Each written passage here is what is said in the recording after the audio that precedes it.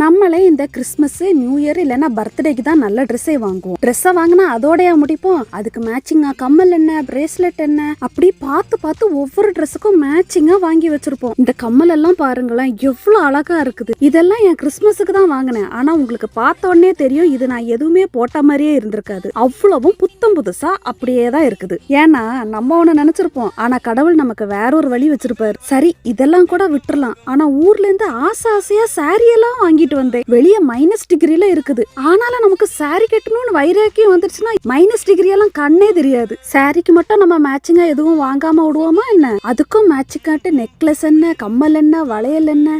கடைசியில இது எதுவுமே நான் போடல. எப்படி எடுத்து வச்சனோ அப்படியே கொண்டு போய் ஷெல்ஃப்ல வச்சுட்டேன்.